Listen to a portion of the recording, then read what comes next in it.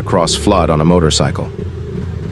In a climate where it rains nearly half the year, riding through a storm is something that many Filipino riders have to deal with at some point, so it pays to know what you should and shouldn't do when an emergency strikes.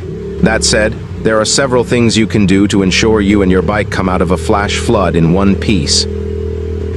1. Assess your surroundings. In the event of a flash flood, ground visibility may be compromised.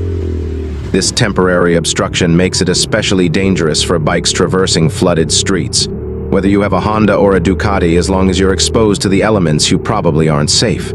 Make sure you inspect your immediate area, taking care to avoid potholes or other potential hazards. Be careful to correctly estimate the water depth around you. Even a tiny miscalculation here can be costly. Try to find shallow pockets within the flooded area, as these may be easier for you to pass through.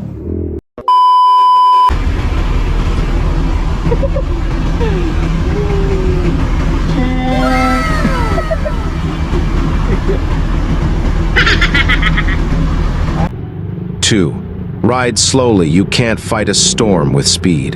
Your best hope against flash floods would be to take things slowly and continually adjust to the changing road conditions. Before proceeding, check if your bike's air intake placement is high enough to avoid the flood. Water levels that lie below the air intake could be safe to cross, but still use your best judgment. When in doubt, just wait things out.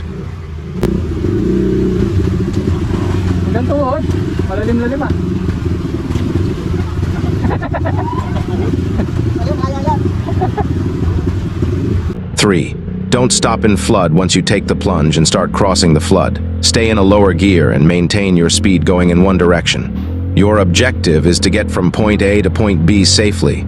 Stopping or changing directions at this point might not be helpful.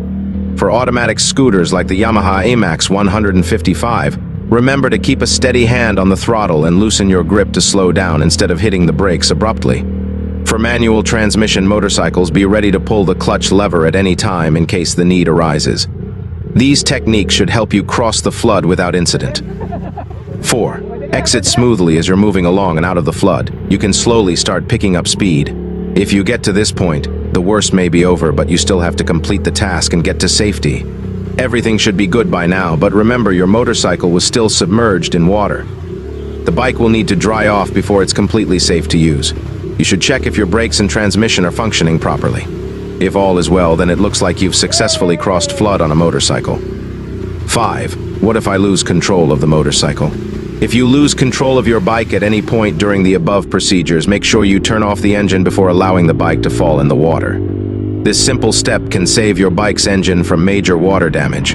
You should also seek help if your motorcycle becomes completely submerged in water.